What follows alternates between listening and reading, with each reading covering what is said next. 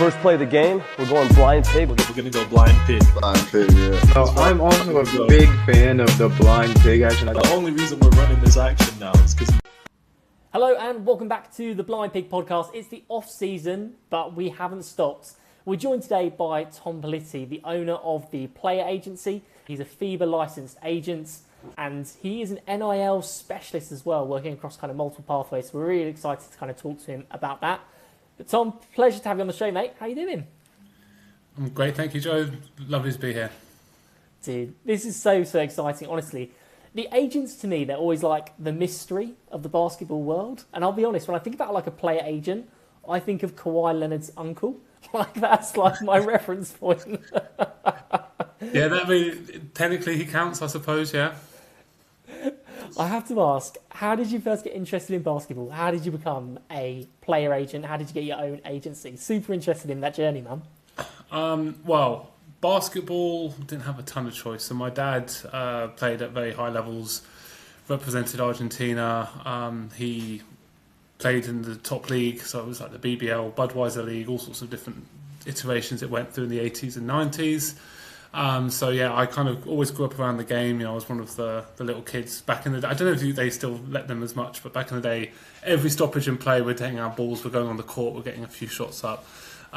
So yeah, you know, I played. I was always been around the game, and then, you know, there's a whole story, I guess, that kind of took me there. But ultimately, I was in a position in my late 20s where I'm sort of in a recruitment job.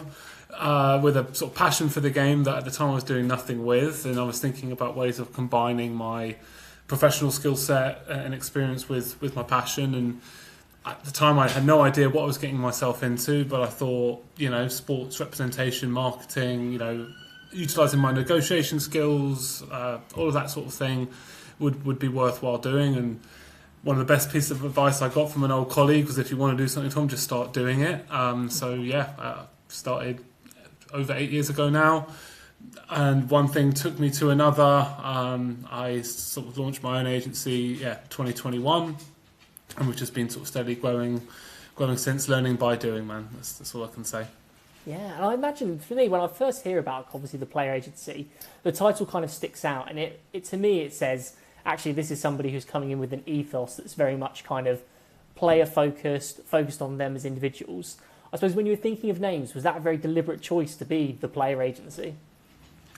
It's a good question. I mean, to be honest, I kind of delegated some of that to a former partner of mine who was more, I guess, creative in terms of names. I tend to be of the mindset, Joe, that you create, you know, your brand through your work. So I kind of feel like whatever we called ourselves, it was going to come down to the reputation that we built through the work that we did. I did like the player agency because, you know, it's centered around players as we are. I think agency is a nice sort of double meaning, where it's both obviously the nature of the business, but also the word to have agency and to have control over your career and yourself. And it also happened to be aligned with my initials as well, TP. So it kind of seemed to fit, and just ran with it. And now hopefully it's a brand that people know and respect. 100%, definitely. I keep seeing TPA all over. And obviously, a hugely successful year this year in BCB, some players in kind of the SLB and kind of abroad as well. But I suppose just circling back to yourself, you talked there about kind of recruitment, obviously being some of those skills that have helped you kind of become an agent. I suppose, what are the skills that kind of an agent or someone who owns a player agency kind of needs? And I suppose, what are some of the things that maybe you didn't realise were preparing you for having a successful career as a player agent? Good question. I mean, look, there's no set way on preparing to become an agent. It's not like, you know, there's a course that you go and take. I mean, there is obviously the FIBA license and all of that, but the difference between having a certificate that says I passed my license and being what I would consider, you know, an actual agent are very different things. You know, I think you've got to have a genuine love for people, and I think you've got to see them as people. I think you've got to have, I think, at least a rudimentary understanding of basketball. I think the more you understand the game helps. And then I think, you know, you've got to have thick skin. I think you've got to be a good communicator. I think you've got to be reliable and consistent. And it's crazy how just doing that probably separates you from so many people. I think honesty is a really important trait as well, and I would say honesty in the means of, I think there was a long time in my career, not to say that I wasn't honest, Joe, but I maybe wasn't as, I was maybe more selective with the truth as time goes. You want to keep your clients happy, and I was a young agent trying to earn my stripes, and maybe you kind of tell most of the information, but the really harsh bits you leave out. Now I'm just very much down, like, this is what the coach said, you got to be better at this, you got to work on this, or hey, like, I watched that game, I didn't think you played with much intensity, I thought you were a lot better in this game, and this one, just that's not going to get it done for us. So just being very, very straight and down the line, actually, I think is a really important trait. So yeah, your ability to negotiate, your ability to have an attention for detail, to eye talent, to connect with people, all of these things kind of come into it. But I think, like, at its core, it's about being consistent, really caring about what you do and the people that you work with. And ultimately, my mantra is always, like, I'm trying to find a deal that works for everybody. I think any good negotiation, everybody sort of comes out feeling like they got a good deal. So having that desire to see things from different sides and sort of bring things together where hopefully everyone is as content as they can be, and seeing the bigger picture sometimes, I think those are all also important traits. Definitely, yeah, that really resonates with me, particularly kind of that honesty sense in the sense that actually if both people are going into it with like an honest understanding of kind of what this is going to be. So for the player, this is the situation that you're going into, and for the team, this is the player that you're going to get. I suppose going in that with a real kind of accurate view of this is what it's going to look like helps make sure it's a good fit earlier on. They have good experiences, and like that ultimately, like you said, that experience, having a positive experience with you, with placing a player, that's going to make you more likely to be able to place a player in the future, to be able to work with other teams in the league. So I can definitely see some of that, but that must be tricky as well. I find it, I love, in some ways, being a podcast is quite easy because you have the anonymity of, I can critique people all I want, and very rarely do I actually sort of bump into them in real life to kind of be able to give them the chance to give my own feedback. But that's something you do quite often then, in terms of, with players, just talking to them straight up, being like, dude, that wasn't the game for you, or that wasn't the attitude that we needed in a particular moment. I mean, I think you've got to be straight. You've got to be able to, because look, if I'm gonna, when you give praise, when you give constructive feedback, when you just give your opinion, people want to know it comes from an honest place. I think it means more, if I'm like, that was an awesome game. If you know that when you have a bad game, I'm going to call that out as well. I mean, in my experience, players know generally when they've had a bad game. I think a lot of players, especially the guys that I work with, are their own hardest critics. So it's kind of very rare that I actually need to kind of land any hard truths on them. But yeah, I think it is just about being just completely honest. So yeah, they know what they're going into, they know where they are, they know how people are seeing them, and they can then begin to address what they need to do to develop their game, to become more marketable, to just improve the opportunities that they can get for themselves. So you're just doing people a disservice if you're not being completely down the line. Some people, it's not for everyone. I'm not going to be the right agent for everybody, but yeah, the ones who appreciate that it comes from a place of caring and wanting what's best for them, they take it on board, and we have good partnerships. Nice. And from the outside looking in, so I think for a lot of people, when they think again about player agents, they very much kind of focus on that off-season niche, what happens between kind of the summer in terms of signing contracts and negotiating. But I suppose what you're describing is a much more sort of long-term relationship that kind of happens throughout the season. I suppose what services or what things does an agent do throughout kind of the actual regular season itself? Yeah, I mean, it kind of depends on the nature of the client, and different guys have different needs. I have some guys who are very low maintenance. It's not that we don't have a good relationship, but it's much more like, hey, you find me jobs and just try and make me a bit more money every year. I'm going to go and do my thing, and that's kind of our deal. Other guys, they want a lot more of a personal touch, and they want to break through and run down every game. So it's kind of setting those expectations early and figuring out what the guy actually needs. obviously I am watching as much of them as I can during the season, and just being on top of what's going on. Generally, Joe, I'm there for when things aren't going according to plan. I always say this is one of the annoying things about my job. Nobody ever just calls me up and say, "Hey Tom, just to let you know everything's awesome."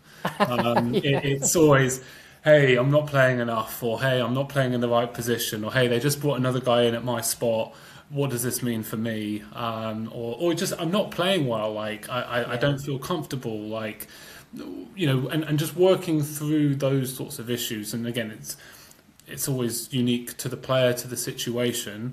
But I think just being there for them as they need you, and kind of dealing with whatever that looks like. I had one guy, he went through 4 teams this season, and he's a great guy. Like, honestly, one of my favourite people. But he signed with a club at the start of the season. They didn't have the best pre-season. I think he'd be honest in saying he didn't have the best summer, so his preparation maybe wasn't quite where it needed to be.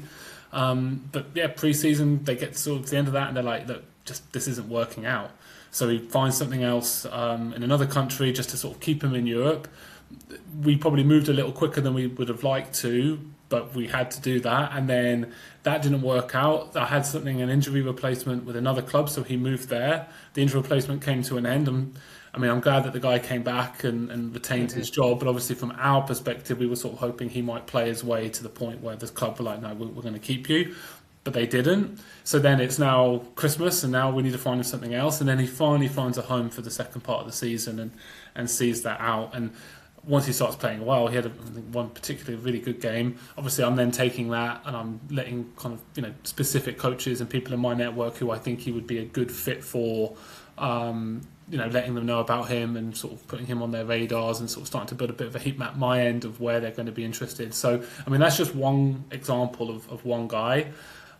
But as I said, it kind of changes. So I think the other thing I do a lot, make sure to do during the season, is I'm also talking to the coaches as well and understanding what they're saying and what they're thinking. And if there's something that, the player, we need them to be doing more of or doing less of, or, just having that dialogue kind of always there. I think the players appreciate kind of another line of communication into their boss, and the coaches I think also appreciate having an agent. And one of the main complaints I get from coaches is, I can never get rid of agents during the summer, and then the season starts and I can never get hold of to be found. So I try not to be that guy. Just making sure that the expectations and the goals and everything that we set at the start, that we're on track to achieving those, and then if we're not, addressing it and trying to figure out what we need to do to get back on course. And you have players obviously that have been placed sort of all around the globe, so lots of different kind of markets that you're operating in with lots of different coaches. I suppose, how do you kind of adapt that style for like the different sort of styles of games that are out there? I imagine kind of what we see in Super League basketball is very different from what we're going to see in like a Serbian league or the ACB or something like that. So I suppose, how does that international market change, and does that change as an agent how you kind of interact with clubs and the type of players you think about placing in a particular league? It does. You've got to understand, I think, the different leagues. Again, the better you can understand them, the more it's going to help you, or at least if you can get people around you who understand them and can help feed into the decisions you're making. Understanding, again, when you're looking at a player, the sort of leagues that he's likely to be suited towards, I would say, is another part of where having some experience and having the skill set adds value to the players. I think you can look at kind of the European market as its own thing, and within Europe, playing somewhere like the UK is very different from playing in Greece, for example. The Scandinavian leagues sort of have their own sort of profiles that tend to do kind of well over there that maybe isn't aligned with playing in like a Lithuania or an Estonia or a Poland or one of those sort of countries. Obviously there was different levels, different budgets as well. So, it's not just about the style of play.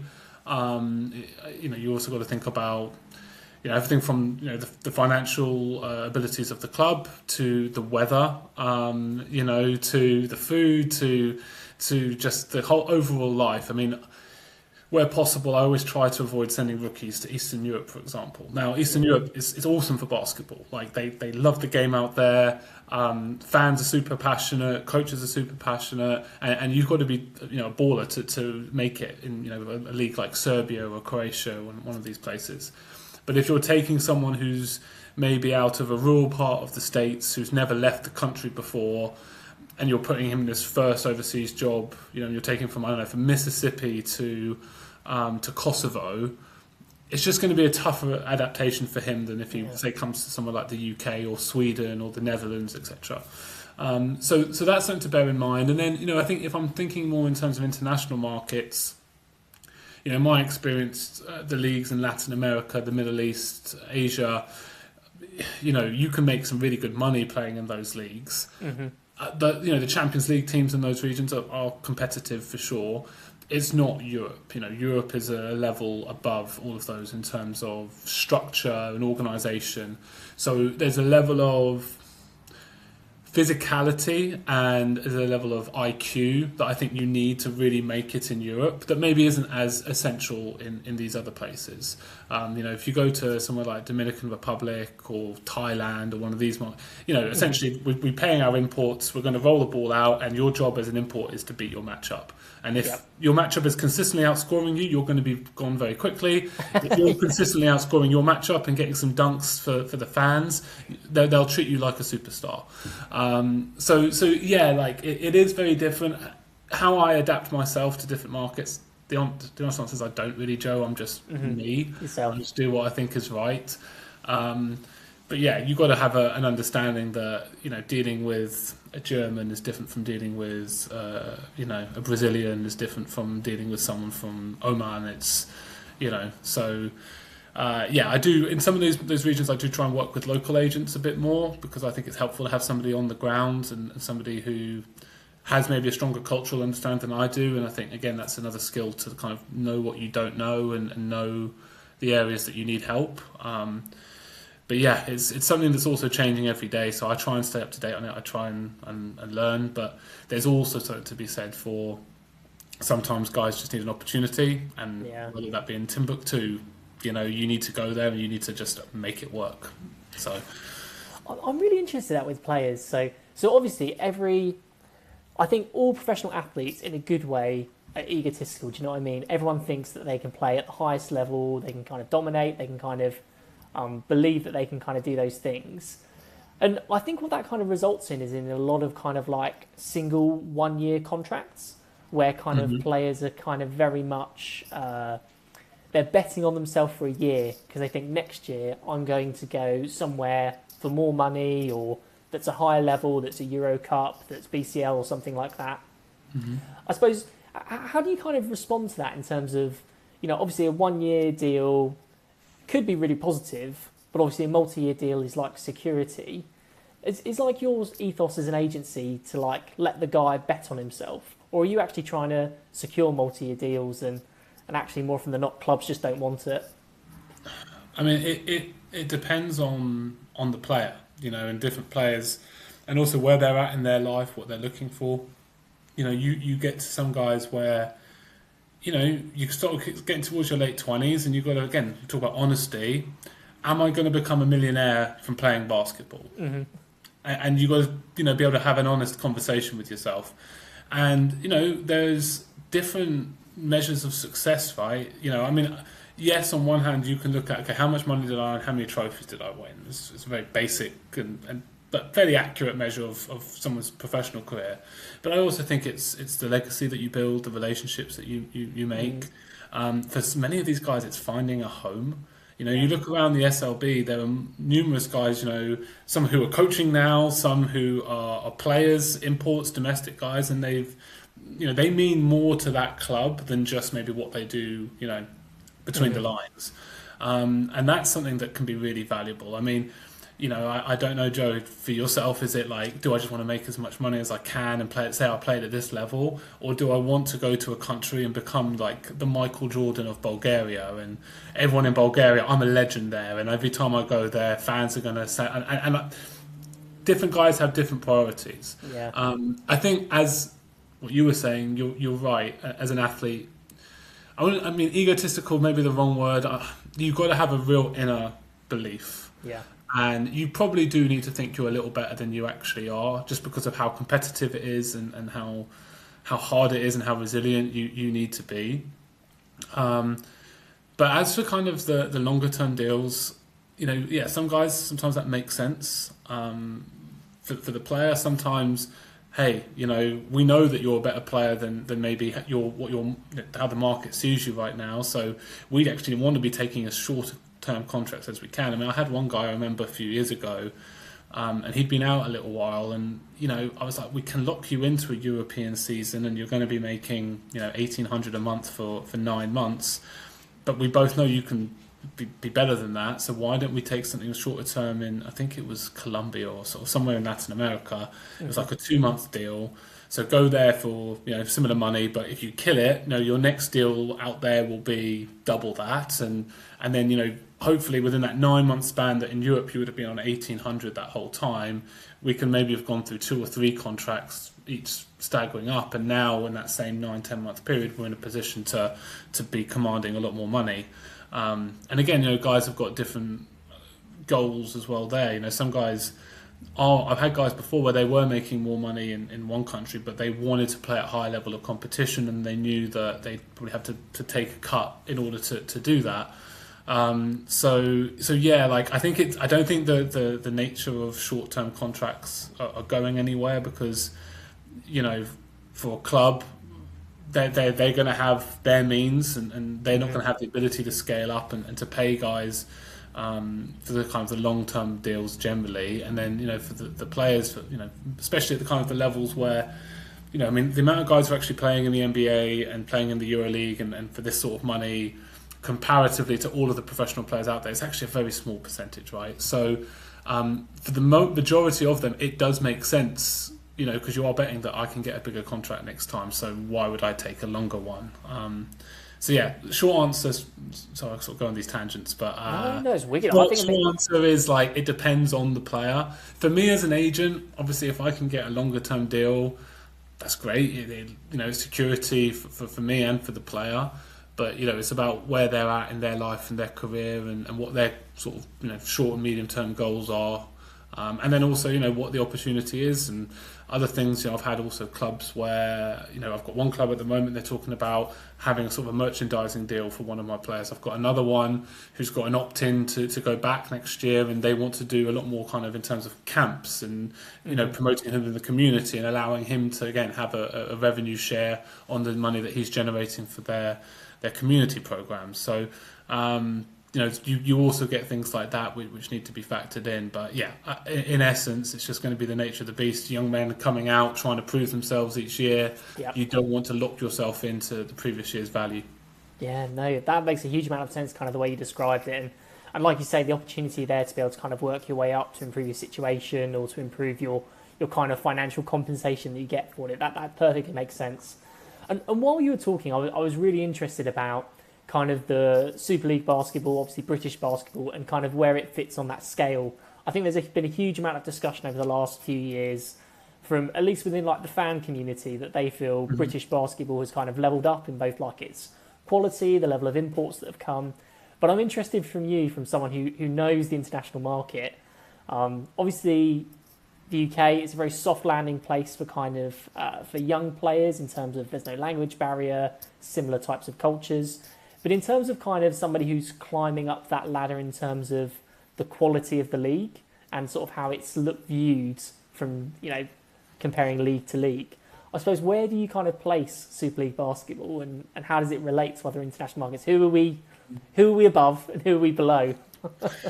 I don't have like a table that I'm that would be constantly perfect. updating. I would say we're certainly, when I started doing this in 2018, we've gone up a significant level since then. And I think the players, just the level of players. Now, I'm personally, again, in that time frame, I think the level of talent generally across the board has gone up.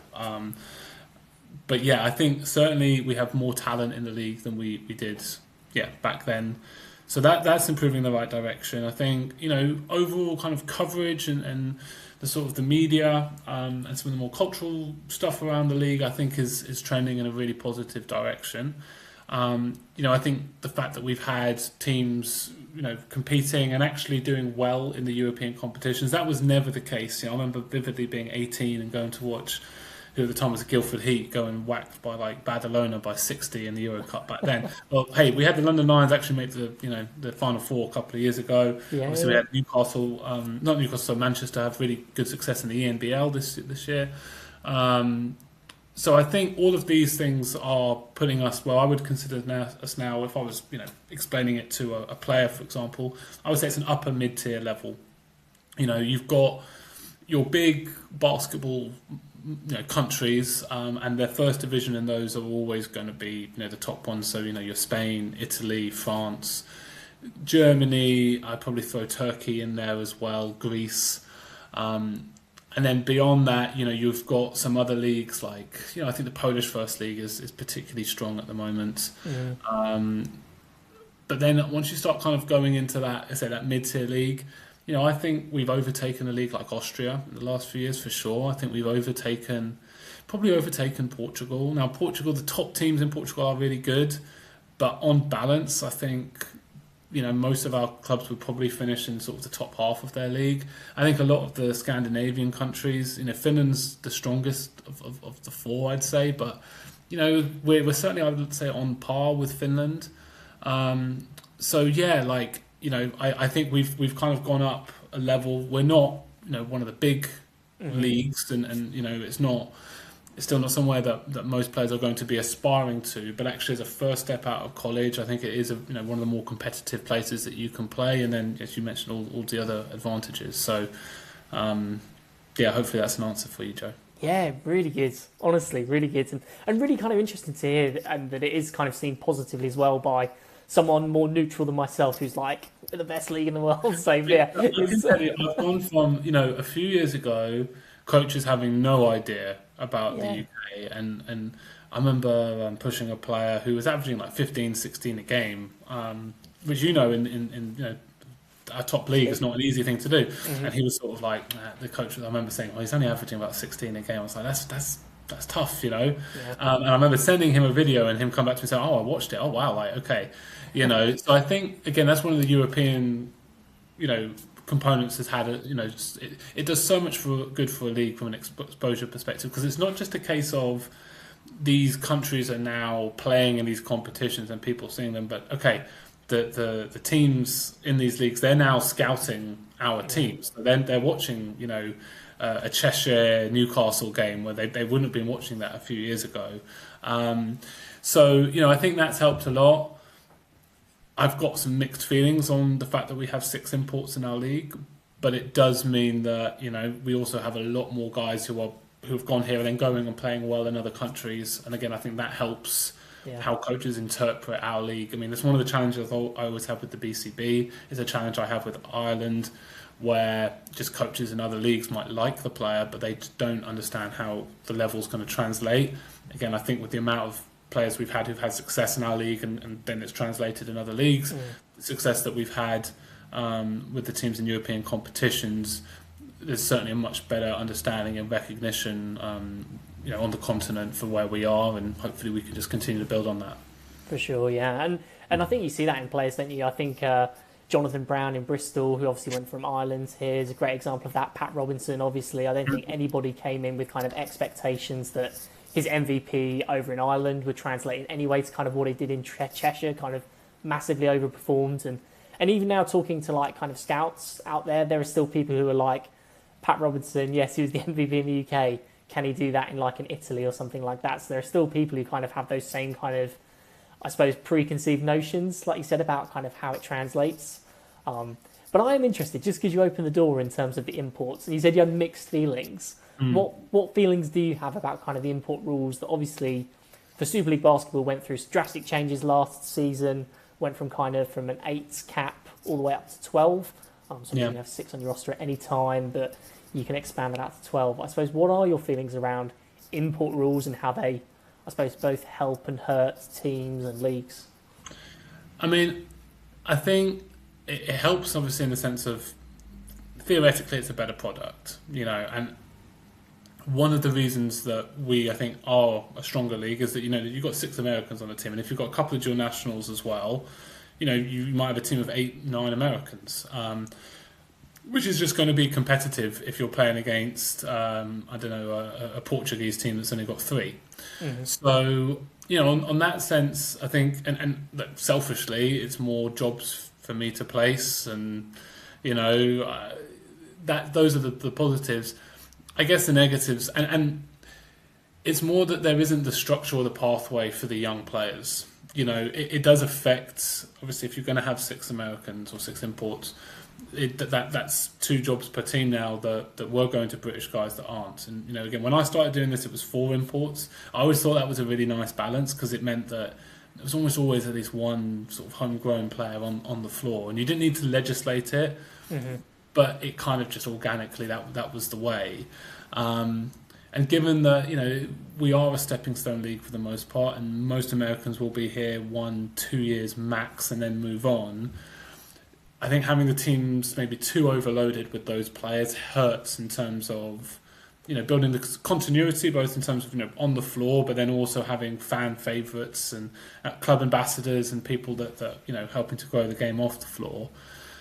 So look, if we had like a really robust, under 21 league like they have in France, or an under 22 league like they have in Spain, or every club had some sort of development club, like if we had our own G League or whatever. I mean, there's so many different ways, each pretty sort of pie in the sky, but if we had a better structure for British players coming through the UK, then I think you can sort of say, look, we just want our import league to be as good as it is. I mean, I'll give you an example. In Germany, you allow 6 imports per team, but you've got the 3rd division where I think you've got to have 2 Germans on the court at any one time, and you're only allowed to have 1 non-European import. So, and most of those 3rd division teams are second teams or 1st division teams. So there's again, places for these players to play and to develop and to grow.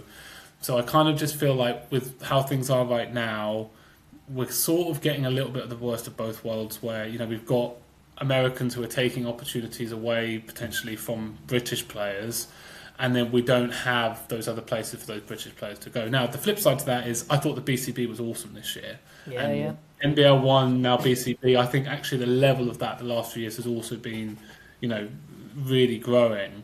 I found myself watching a lot of BCB games this year. I really just enjoyed it, and there's certainly, it's got a certain magic that maybe some of the SLB games don't have all the time. So I think that's cool that we've got this other division that's forming, and I'm excited to see where kind of the future of the game goes. But yeah, that's why I guess I sort of referenced that I'm a bit torn on the import stuff, because on one hand I do see how it benefits the game, it benefits the teams. Again, it benefits me personally in some ways, but on the other hand, I want to see our guys on the floor as much as I can. I like it when you're seeing these little matchups taking place, and you're seeing guys develop through their career. And I think if you've really got so many obstacles as a British basketball player. If you're do you need the league rules to be another one? Yeah, it just so I feel for the guys, I guess, in that sense. Yeah, I think it's really interesting, and obviously that it almost played out in real time this season in Super League basketball with the Leicester Riders, where obviously they started their season. They had Raekwon Battle came a couple of weeks in, but they have Raekwon Battle, who I think genuinely finishes like top 4 in MVP voting if he stays the entire season. Obviously, there's the whole kind of visa situation that happens in Leicester. Raekwon Battle goes, and that leads to the explosion of Flynn Boardman Raffay. But I almost think that whilst it was a great opportunity for Flynn Boardman Raffay, and I think it really did, he deserved that stage. He'd been working hard for kind of the opportunity. I don't think you can escape the fact that if Raekwon Battle was there, Flynn would not have had that moment. Do you know what I mean? And it is that, well, if there's not space for them to at least try and show what they can do then you're right, they're almost consigned to a lower role or a lesser role than maybe what they're capable of. At the same time, I have some real Particularly, I'm much more comfortable with reducing the amount of imports than I am like the number of players on the floor that have to be a certain nationality. To me, that's where I get a bit icky, where I'm like, Yeah, oh, I'm not a huge fan of it, and that's why I liked when I said there was four. It just kind of organically that was Happens. kind of generally the way. Again, I mean, I'm not here to right the wrongs of British basketball, to fix British basketball. I'm just trying to do my little part. But if you ask me what I think on the import stuff, that's what I think. cool, perfect. I'm really interested as well in NIL. So NIL, again, you've become sort of entering this world of NIL explosions, where a lot of the headlines are about pro players moving over to kind of the US to kind of secure really lucrative NIL deals. Even people like Quinn Ellis, who obviously played in the Euroleague last season, signing for St. John's in the NCAA. But we also kind of hear that kind of trickle down. And I suppose, again, for a casual fan, all they hear is about like all this money that's kind of there. I suppose for people who maybe don't know what NIL is, how would you explain, I suppose, what NIL is and how it's kind of changed that whole recruitment world and player landscape? Yeah, that was a big question. So look, I mean, in its core, it's name, image, and likeness. Theoretically, it's legally, especially when it comes to internationals, it's passive income for your name, image, and likeness. In reality, Joe, it's pay to play. And college basketball is now essentially professional basketball. I actually think one of the advantages I've had since I sort of moved into the space a couple of years ago is, the experience I have on the European side and everything that we've been talking about, 1-year deals and sort of trying to outperform your contract to get to a bigger one. The dynamics between, is the UK considered like, a big league or mid-tier league? I mean, this is how, the conferences and the different, high major, mid-major, low major schools are positioning themselves. They're using NIL for retention. They're using it for recruitment. It kind of, a lot of those dynamics that are emerging are the same dynamics that we've had in Europe for a long time. Where the money's coming from is generally a combination of, a lot of the conferences will have revenue share agreements, have television deal agreements and things like that. A lot of the schools will also have, their own sort of collective pots, which is usually funded by, boosters for alum. In the States, there's much more of a culture of, if you've had success, paying money back to your university. And there certainly is. I mean, this is one of the things that boggled my mind when I was like, so you're paying your seventh man $600,000. What's the return on investment on that? And it really sometimes comes down to some rich guy gets to tell another rich guy that, hey, my school beat your school fast. And that's for them. That was a good $500,000 investment. So I mean, I think in essence, a lot of the stuff was going on. Before you hear about the brown bags and things like that of money under the table. So I think it's good that this is all kind of coming on board above board now. I think it's great that the players stand to benefit and to share in all of the money that college basketball and college sports in general generates. And I think it's a fantastic opportunity for any young player now, where you can use basketball as a vehicle to starting your early mid-20s with a degree, with some good money in your bank account, and hopefully the opportunity, if you want to pursue it, a professional career. But actually, because I've got my degree and maybe I've made some pretty good money in college, do I want to go and play in Lithuania for $2,000 a month? Well, if I want to and I want to pursue that journey, I can, but I don't have to. I've got options now, and I think it's a really exciting time for young players. Yeah. Do you think that it's going to, I suppose, uplift all the other markets? And the reason why I say that is I had a really interesting encounter with like a player this season where they talked about how actually in college, when they had NIL, they were making substantially more than they were making in the kind of their rookie season. And I suppose my natural question is, well, actually, as NIL continue to be more sustained, as colleges in the NCAA pay more in order for those players, there has to be some sort of change in the market from the pro leagues where they think, actually, we need to start to pay a little bit more in order to be seen as like an attractive option out of college? Or do you think... I think a lot of these clubs, honestly, Joe, if they could pay more, they would.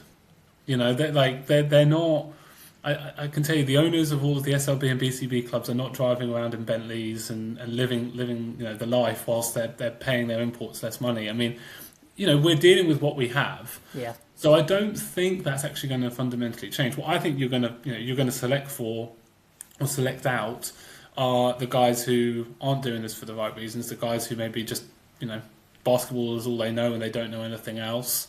And you're just going to really start to get the guys who are pursuing overseas careers because seeing how far they can go and how great they can be is kind of an intrinsic motivator that's pushing them. I was talking about this with a coach the other day. I mean, we're both in agreement that you're going to see probably more guys hang around waiting for G League opportunities. I've certainly noticed that, there's, again, if I think it was a few years ago where I could contact a player about an opportunity and be pretty confident that, if he's available and, he'd be interested. But more and more regularly now I'm getting, I don't really want to go to Hungary and play for that, or I don't really want to go to Bolivia or whatever.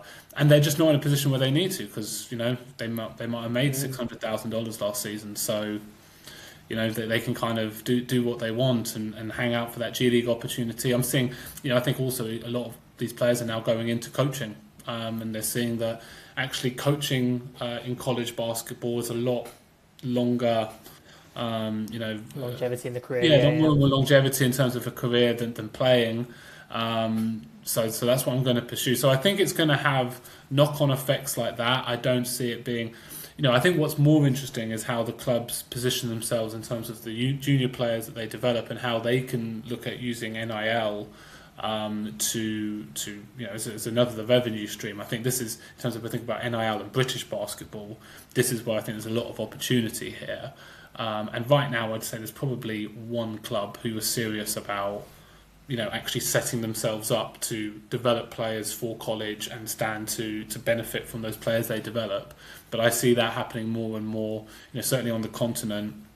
I think the Spanish clubs are probably leading the way in terms of how they're structuring their deals with their young players. So, whether that be holding on to their rights, whether that be, again, a percentage share on the NIL, a buyout, whatever, combination of all.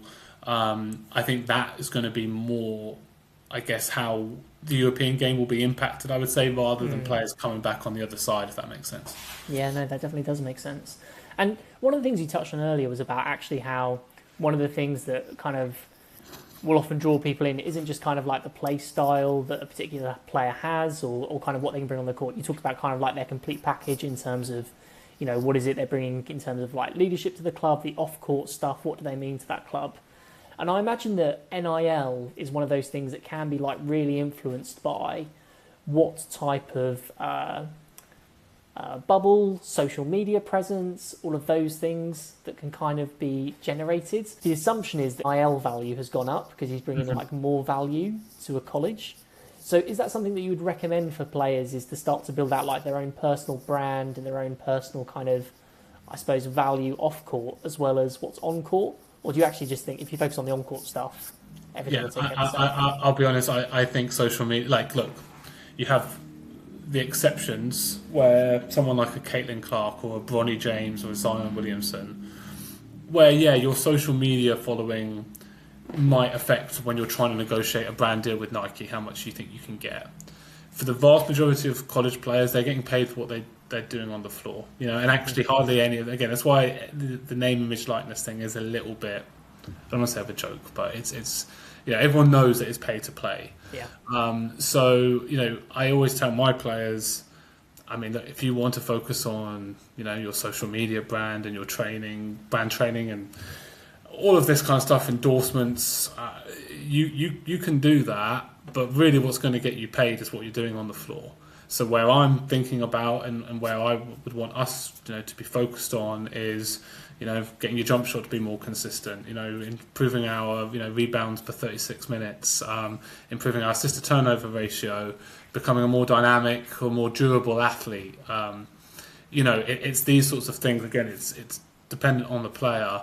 But, the coaches and teams, especially with the kind of money that's at stake now, I can't invest $400,000 in a kid because he's got a good social media following. Like my AD doesn't care about that. You know, they're going to say, well, look, you know, what return on investment did we get in terms of winning games, in terms of, you know, making a tournament appearance or a run in the conference tournament.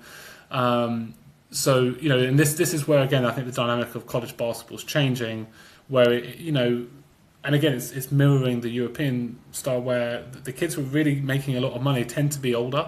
So if you look at all of the high major, all of the kids who are playing in, you know, the national tournament this year, okay, you've got your generational 18, 19-year-olds who were, you know, high school All-Americans or were playing Champions League at 18 years old in Europe. But beyond that, everyone's 22, 23, 24. And I can say coaches certainly will always value production above everything else. Like I have so many times where a coach has taken the player who, you know, averaged good numbers at a smaller school and sees how that translates up to his program versus maybe another player who's, you know, in his conference but not playing. Because, you know, I think we'll rightly say, if he can't get on the floor for them, why is he going to get on the floor for me? Versus if I played at a smaller program, I mean, I had a player who transferred from Division 2 to Division 1 this year, and he was, you know, all conference, like freshman, third team all conference, played really well. And one of the main differences between like my recruitment or his recruitment last year and this year was last year a lot of it was selling on potential. Cool, I can see he's playing in the BCB, I can see what he's doing for the national team. But this year it was production in the US and being part of a winning team and taking on responsibility, being scouted, dealing with that, all of the things that come with that. So, you know, again, I think there's a lot of misconceptions around, oh, I just need to get Duke on my CV, or I just need to get this many followers, or have this, you know. Ultimately, it's what you're doing on the floor, and if you're doing what you're meant to be doing on the floor, that unlocks opportunities. You take those opportunities, rinse and repeat, and at some point you'll get to a level where you can't just dominate, and that's when, you know, you've got to look inwards, you've got to work, and either you'll improve and get to a point where you are dominating, or, you know, you found your level, and, you know, that happens to guys, and you've got to be honest about that when it happens. Yeah. Tom, honestly, that is so refreshing to hear. Do you know what, like, genuinely, like, you know, just like to hear like the kind of the actually what is on court happening, your skills, your reps, how consistently can you shoot a jump shot, you know, that is, I think that is what a lot of kids are kind of missing, just that person being really honest with them and saying, actually, that's the thing that's important rather than the highlight tape, the mixtape. And I recognise I sound a little bit, I personally am sounding a little bit like, you know, the old guy being like, work on your jump shot, but it's so true, do you know what I mean? Those are the things that do ultimately give you value and upside to clubs, to colleges, that make you want to invest in you. You know, do any of the NBA superstars need an agent to negotiate them a max contract? No, because their game negotiates them a max contract. Mm-hmm. You know, so actually, and I think especially when you're working with young players, and this is one of the things that grinds my gears a little bit, and I think it's one of the, if you are a young player, one of the ways that maybe you can quite quickly differentiate between if someone's, you know, serious or not. You know, placing players, I don't want to say it's easy to place a player into the US, but the US is so massive. There's so many different programs. There's so many, you know, getting one coach somewhere to like a highlight tape and to send your kid there, you know, and then you put it on your social media, and then really it's a recruitment tool to go and, you know, get the next one. It's just such a different beast versus, like, you know, finding opportunities and generating opportunities versus building the player and building the structures around the player that allows him to become the best version of himself and that will then earn those opportunities. And, you know, the reality is if you can get yourself to a point, doesn't matter who your agent is, you know, Duke, Kentucky, Arkansas, North Carolina, they're going to want you. So we got to be thinking about how we become a player that all of those schools want, rather than, achieving these other external things that they're not going to think about. They're not. They're all trying to win national championships. They want players who are going to contribute their national championships. Now, sure, your social media can ruin some of this stuff, and if you're a real head case off you know, a problem off the court, and you're publicising all of that can actually that can have an effect there. But, you know, in terms of unlocking opportunities, in terms of progressing, in terms of, you know, going to higher levels, it's your game that's going to get you there. Let's circle back to, I suppose, to you and your agency then. You've built up, I think, something that's really fantastic. Obviously, players across the globe playing in different leagues. what's next for the player agency? And I suppose, where do you see kind of that growth and the progression? I suppose for you personally as well as an agent, I suppose what does the future and future success kind of look like for you? So I think for the agency, I just want us to continue to grow. And, I think we've got a really good niche of kind of the level that we're working at and the sort of volume that we're working at. And I'm really lucky that I've got some amazing people working for me. So, I think continuing to build them up, to develop them, to allow them to self-actualize and to being the best agents they can be, that's a big priority for me. I've always said I'd love to find somebody who can work on the women's game. I'd love to find someone who wanted to represent coaches. So again, if you're interested out there, you can drop me a message and we can talk. So I think there's a few areas that we can logically expand into. And as an agency, obviously you want to always be working with better players. You want to be holding on to your players or retaining your players more successfully as they progress in their journeys. But I think, for me personally, Joe, like where I'm really excited is all the stuff I'm doing with young people and the junior players coming up, and a really large amount of my time now goes into, I've got kids from sort of 2005, 2006 generation. I think the one I'm really excited about is my 2009 generation. So these are all the boys who are 16, turning 17, and kind of working with them. And it's been opening my eyes to a lot of things, actually, working with these young people, because there's a logistical thing that you learn, or that I'm seeing firsthand in terms of some of the challenges. Everyone talks about, it's so difficult basketball in the UK. What does that actually mean? I've got all of these young lads who are maybe coming back from America, coming back from Europe, coming back from their clubs, and just trying to organise them regular court time in advance, so we all know where they're meant to be and what they're meant to be, is a nightmare. And I'm working with their coaches, because you think, okay, well, the coaches, they're in the court, they're speaking with the facilities, they have the bookings, but I'm getting, oh no, we've got exams at that time. Oh no, like we don't actually get the court, we only have a half a court during that time. Oh, we can't book more than a week in advance. Oh yeah, we're done for June. I don't know what July is going to look like. I'll find that out at the end of the month. So I've got all of these young men. I mean, GB, am I making the GB squad or not? Yeah. And I mean, where the tournament starts in about a month, and you've got all these lads who don't know, and we've had to kind of we've got a plan for July if you make GB, and a plan for July if you don't make GB. So that's been really, really rewarding, and I think the other thing I'm learning from working with them as well is so fascinating, because I'm older than all of these. I'm actually, depressing as it is, if I was very young, I'm getting to the point where I'm old enough to have, if I was very young, had to be their dads. And I can certainly feel my relationship with players slipping from an older brother into a more of a dad direction. But by the by, what I'm seeing though is that the ones who are really progressing up on their careers, and I've got a couple, I've got one player who's going to be playing in the Big Ten next year. And just seeing these lads on their different stages of their journey, you realise that they are like exceptional people, and I learn so much from them, and just their approach and their dedication, their discipline, the way that they look at themselves, the way that they look at life, basketball, that they manage everything. It's really inspiring, and I'm finding myself sometimes I'm twice their age, learning from them, and you're seeing you've got things way more figured out than I did when I was 17, and by the time you're my age, you're going to be way more successful than I am. So I'm just trying to be a part of this and learn from this and do my bit to support you now whilst you're a baby, because I really see what greatness is, and I think that's also been one of the real blessings since I've sort of joined Octagon and sort of had all this exposure to to the best of the best.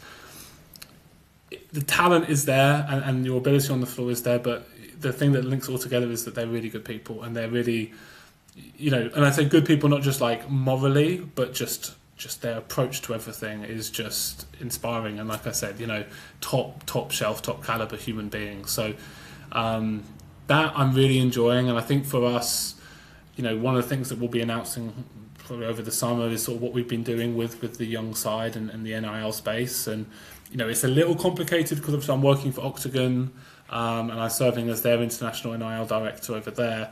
But actually, I think we've got a nice pathway set up, and for so many kids now, going straight from the UK to D1 is actually really challenging. So having a pathway set up where, hey, if I need to go to a prep school for a year, if I need to go to a junior college, I need to go to Division 2, I can do that, and there's still part of a bigger plan. I'm not just sort of, I think what's happens to a lot of kids at those levels is you sort of find, your coach finds you something out there. It's the only thing that you have. You take it, and then you sort of go there and you just try and figure it out, and you're a little bit on your own. We're trying to change that and to have a system or a model where, we can guide those players at that stage when, quite frankly, they're not generating any revenue, but guide them to a point where they are, and then it makes sense for everybody. So that's kind of, for me personally, where, I'm really excited about growing and seeing where the future of the agency goes. It's absolutely amazing, honestly, hearing your journey from kind of where you are, just your view on basketball as well, how you view basketball players and the opportunities that are kind of there. I think there are so many opportunities, even if we're kind of, even though a negative person might say, this is the UK, kids can't get this opportunity or that opportunity, it's really amazing just to kind of hear actually those pathways do exist. There are kind of opportunities. I'm sure, Tom, there are going to be loads of people who will kind of listen to this that want to connect with you to understand, if I'm a player, what can I do next? Maybe you're somebody who's on the other side of their basketball career and they're thinking about becoming an agent. I'm sure they want to connect with you. I suppose, what's the best way for people to lean in, to learn more about you, to kind of follow your journey? I don't put a ton out on social media. It's something that I'm always in debate with my marketing manager about. He wants me to be doing more social stuff, and I've just never really vibed, never really got all of it. I am on Instagram, Tom_Politi. You can drop me a follow, drop me a message on there. If you are really dedicated and really keen to get hold of me, you can look on the FIBA registry and kind of get my details and reach out to me that way. I'm not a difficult person to get hold of, Joe. I don't think it would be very difficult for you to get hold of me, right? So that's one of the things to be good at my job. I need to be available. So yeah, if someone really wants to get hold of me, they can. I try and be as generous with my time as I can. I know that a big part of why I got to it is through the help of others and others giving me a leg up. So, if I see somebody who is young, who's driven, who's hungry, and they're showing me aptitude for this, I'll always try and help them. So yeah, you can reach out to me on Instagram. You can find my details online. I'm not a difficult person. Chances are you will know somebody who knows me. So yeah, feel free to reach out. Find my details online. I'm not a difficult person. Chances are you will know somebody who knows me. So yeah, feel free to reach out. There'll always be an in. Absolutely awesome. What we'll do is we'll drop all of Tom's details into the YouTube description. So make sure you go in there, give him a follow, connect with him. And this has been an amazing opportunity to hear about another type of career that exists within the British basketball space. And we're excited to keep kind of doing these each week. A little bit. Make sure you follow, subscribe, smash the like button. Tom, it's been amazing chatting to you, mate. And yeah, we will catch you in the next one, guys. Peace.